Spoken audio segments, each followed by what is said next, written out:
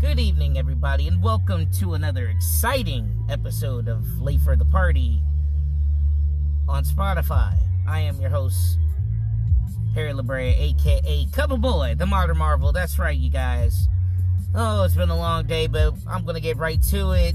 We're going to get into In My Mind. No, fuck that. We're going to get into it. Sorry for cussing already, but we're going to get into a Quickfire review and a little In My Mind segment of X-Men'97 on Disney+.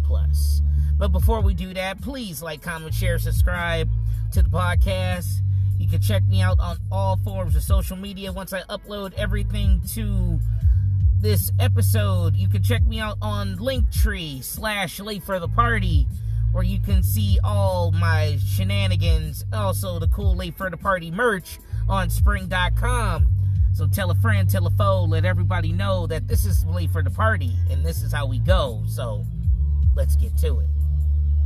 Man, it feels good to actually, finally see a show that pretty much, done right. Not woke. It's not all woke. It takes place right where they left off. When X-Men was over, they continued on. And honestly, let's get real about certain things, about what people on social media always want to sit here and voice their opinions on negativity about the show. Let's be 100% honest with. Let's keep it a bean right now. Considering the fact that I'm getting more storyline and good quality and respect for the characters on X-Men'97 than I probably had in the MCU in the last freaking since let's just say after Endgame, everything kind of went apeshit for the MCU. And keep in mind, MCU isn't even the continuity of 616, but then again, let's be real either. X-Men 90, the 90s X-Men had to embellish certain things and change certain things and whatnot. And keep in mind, that's fine. But they kind of work their way around it, and it's making it work. It's working for itself. And for all the people who sit there talking about, the animation is piss poor, are you serious right now? The animation holds up better than it did when X-Men 90s, the 90s X-Men came out. The only time I could say, when the pilot of Pride of the X-Men, when that came out, before X-Men, the 90s X-Men came out, it was great. It was great. Even for the time X-Men came out, compared to some of the shows of back in the 90s, unless if you were Spider-Man, the animated series, or even that was looking kind of rough now, but Batman, the animated series, that was the best thing since sliced bread. And let's be 100% honest with ourselves here. You're gonna sit here talking crap, and then how the dialogue in the X-Men are just so over the top. Dude, I'd rather hear Storm and Magneto talk than half the shows that I've seen or heard that people be ranting and raving about, which honestly doesn't make any sense. For me, that's how they talked back then. And great. I'm glad that they are talking that way. And it's grown up. It's not just embellished. It's not just fit for kids. There's a lot of grown-up stuff that was even going on back then in the cartoon, where people say, comic books are for kids. No, it's not. Yeah, mutants dying, all of that that stuff. I'm trying to stay spoiler free, but I'm not even gonna really getting into the story and like to the dynamics. But if you have seen it, I'm just gonna say it like this: all the episodes, all the way up to episode number 6 is great. I think they're only going up to episode 8 or maybe episode 10. Either way, I'm great with that. And I mean, they're fleshing out the stories. I mean, and here's the thing. The episodes are only like 27 minutes, 30 minutes max, 27 to maybe 30 minutes max. And they're giving you good quality story to where, like, some of the episodes could have been, honestly, like, I could say like this. My favorite episodes so far are episode 3 and episode 5. Hands down. Okay? Episode 3 and episode 5. Episode 4, I feel like with Motundo and Life Death Part 1 and Part 2. Honestly, I feel like they should have been their own stories instead of splitting it all down the middle. I think the problem, like, I don't really have any like nitpicks or anything like that because I'm enjoying everything that's going on with it. You know, it's not the Wolverine show, which honestly I'm glad. Like, I'm glad that he's there and doing his thing, but it's not like it's the X-Men, not Wolverine show, like all the old X-Men movies where it was just Wolverine was the center of attention, or when they did that one animated Wolverine and the X-Men where Wolverine was the leader and all of that. I'm like, oh my God, like, seriously? And I'm not even trying to knock, but at least with this, I'm loving that they giving Cyclops, like, put some respect on Cyclops' name. Thank God. You know, they made Cyclops a fucking badass. You know? How you the leader of the X-Men and you ain't a badass? You know what I'm saying? At least, like, give credit where credit's due. You know? I'm loving it. I'm glad. And then, like, like all the special stuff, the special guest stuff that they got going on, like, I'm really not trying to spoil anything, but there is a guest star, a couple of guest stars in it that's outside of the X-Men universe that honestly I'm hoping that maybe one day, and maybe like in the later seasons, and I know they're kind of like following certain stories in the comic books, like Inferno, the stories of Inferno with the Goblin Queen and the trial of Magneto, with Storm losing her powers and her going on a little journey and whatnot, trying to gain her powers back. So I mean, there's a few things there that honestly that I'm hoping that it works out. And I'm like, you know, in like the latest episode 7, I think that's episode 7, yes. Like, Rogue is going crazy. Like, Rogue is doing her thing. They're showing how powerful she is. I mean, I'm glad I like this Rogue than Fox's Rogue, where she didn't have her ability to fly and her superhuman strength. For all those comic book heads, the reason why she had those abilities because she absorbed Carol Danvers' abilities and put her into a coma. That's why Carol Danvers, aka Miss Marvel, was out of action for like years because she was in comatose due to the fact that Rogue absorbed her abilities. If you go back on the 90s X-Men, they do explain that. So there's some good stuff that's going on with it.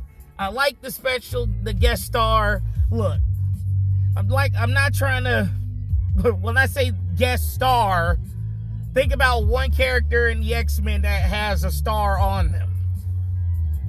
And hopefully seeing that, I'm hoping maybe one day, we could get a team battle that I've been always wanting to see. Like I'm pretty sure that we're never going to get in the MCU. I mean, I think that was probably the biggest thing. I'm just going to say it. Captain America was the special guest on episode 7. He was just there briefly. He didn't do no action scenes or anything like that. Whatever. I'm glad he was there. Everybody's sitting here talking about, oh, it's Captain America in the MCU of the MCU. You guys have got to be some silly ass people, okay?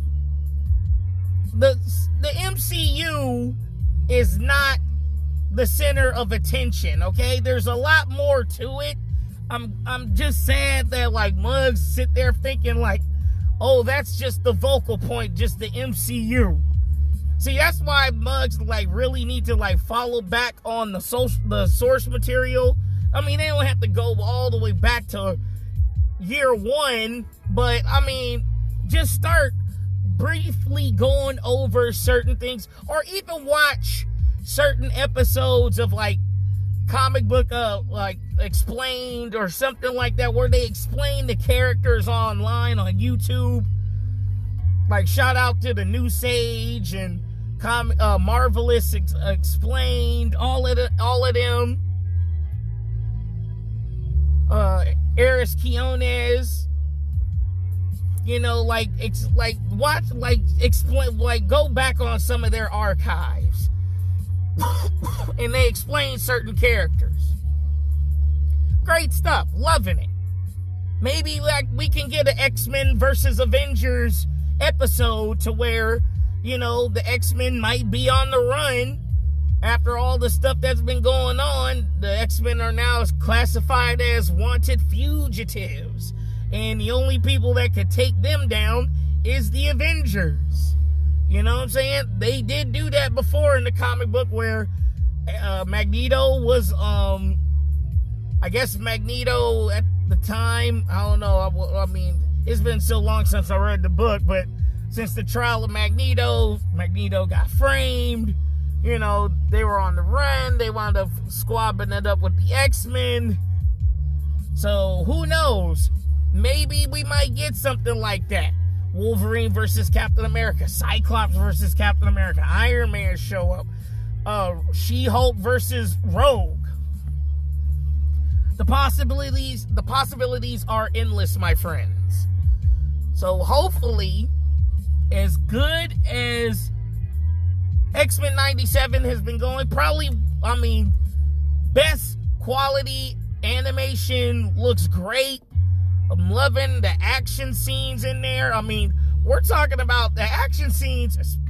Episode 3, episode 5, Cyclops doing the superhero landing with his optic blast, giving my boy some respect, thank God. You know, Morph doing his dope abilities, having the abilities of certain characters who may not be in the show, but you're seeing glimpses of those characters with set abilities, which is dope as hell too. Everybody's getting a good time to shine. You know? I'm not even gonna, man. Episode 5, bro. Episode 3 and episode 5.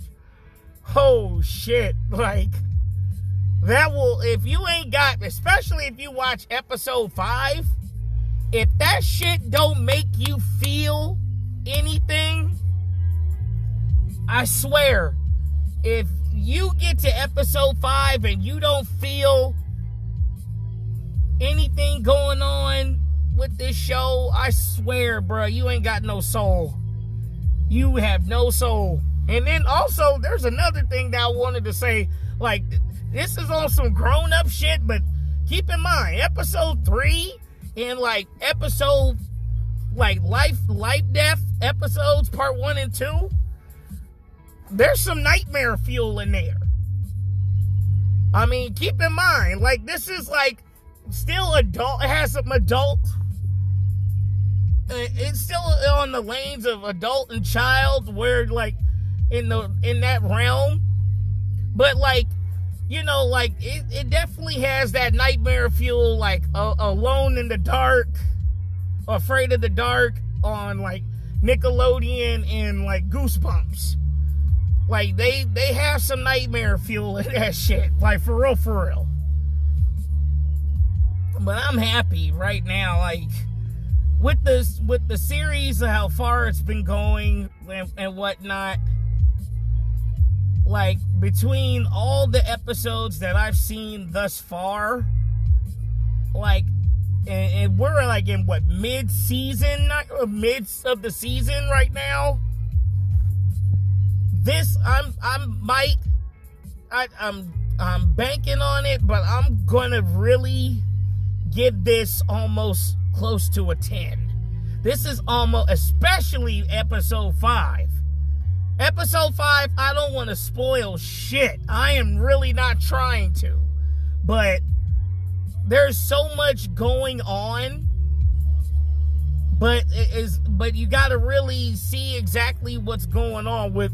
And for the people who haven't, I don't know, nobody asked for this. Nobody, look, let me tell you something. Nobody asked for X-Men'97 and all that. First of all, let's get one thing straight. Shut the fuck up. Enjoy the ride that it's taking you on. Do your homework and research the shit that's been going, that was there prior to it, because it's not a brand new series. It's a continuation of the previous series before. And it's being done right. That's the great part about it. It's being done right.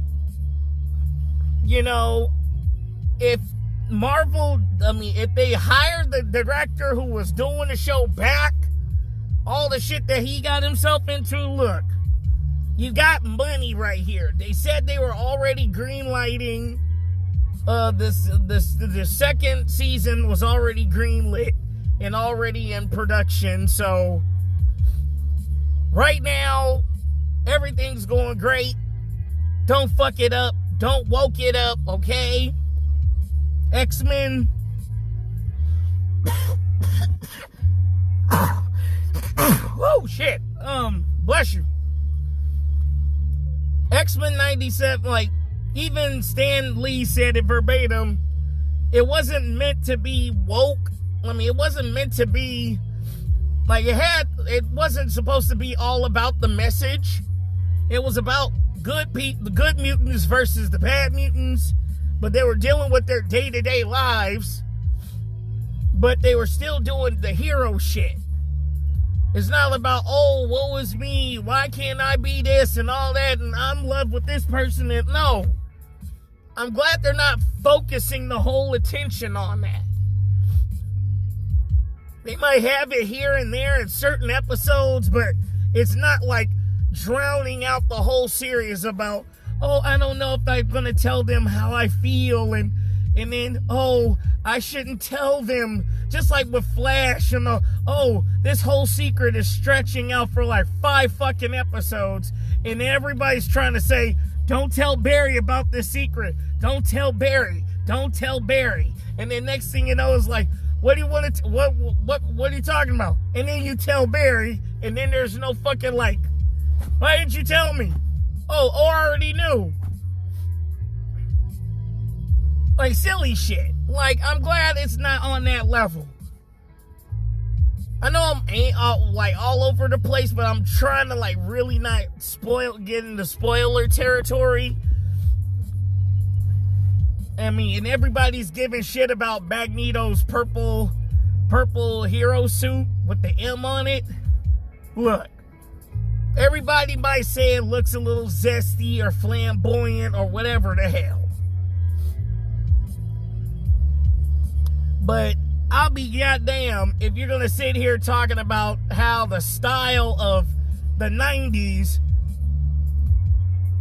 or anything like that, and that's what they were dressing up like as superheroes as well. You know, I don't want to hear that shit. Coming from folks who probably be like, don't sit there and say anybody about, oh, this dude's sagging his pants.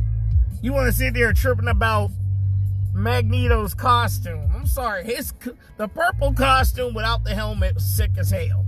And I liked it even better that they made his hair long.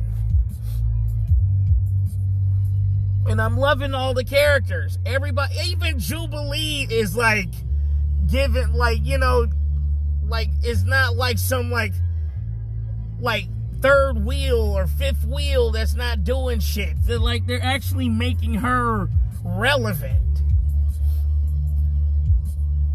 You know, Magneto's really trying to play the redemption game, but he still got like stuff going on, like not like trying to get like I love what his speech was. It's like, look, I am trying to do better. Please do not please don't let me let you down. Sick shit. You're not getting that anywhere, okay? I mean, hell, the animation's better than Invincible. Sorry, I love Invincible, but the animation's keep in mind, the animation on X-Men'97 is doing better than most of the animation that was on, like, doing better than most of the animation that's been on, like, the DC. I mean, real talk. I mean, don't get me wrong, all the DC animation has been done by the same person since, like, most of the Justice League episodes and Young Justice and Batman and a lot of shit. But I digress from my point. I'm giving, even with the episodes that I nitpicked, I didn't even go through all the episodes. I'm just going to say it like this. Right now, watching it through its entirety thus far, because I want to give people a fighting chance to actually see the episodes. But, I mean, there's only like 7 so far. I think there's like 3 more left before the season finale. So it's obviously going to like, 10 episodes? I'm glad. I mean, they're giving you great quality story. I'm loving every moment of it. I'm actually looking forward to actually watching it. Now, if they can keep doing shit like this for their other stuff and focus on good storytelling rather than sitting here trying to say, oh, it's all about messaging and worrying about why this person isn't on the show and who gives a fuck, or why there's not enough black people. And I'm a black man. I'm tired of that shit. Okay? Or this person is non-binary, where his fucking power is to turn into anything.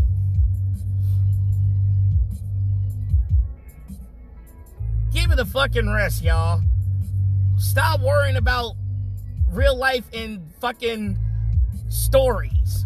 Alright? If I want to worry about what's going on in the real world, I will just turn on fucking TikTok, YouTube, fucking the news, all of that shit, because, or even fucking Instagram or Facebook or Twitter, and I could get all my real life on there, as bullshit as that may be. But keep it out of storytelling on media and all that stuff. Let me hold on to what childhood I got left. You know? And maybe, just maybe, we might get better good quality shit. Because Marvel really needs, Disney really needs it with all their Marvel properties. We're not even going to talk about Star Wars, and I will talk about that in the next segment, because there's some shit that's about to pop off with that. And when I heard about that, then If it's a possibility that could happen, let it fucking happen. Either way, I'm going to get off the hook, you guys.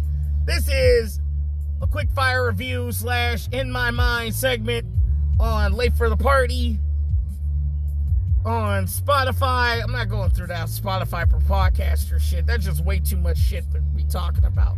Either way, please like, comment, share, subscribe, and support the podcast. Check me out on all forms of social media. The link will be in the description once I upload everything to the page and everything else. Or if you want to just follow me, Linktree / Late for the Party. Smash all the words together. So either way, and check out all the cool Late for the Party merch, y'all. So I am your host, Harry LaBrea, a.k.a. Coverboy, the Modern Marvel, signing off. And as always, you're always on time when you're late for the party.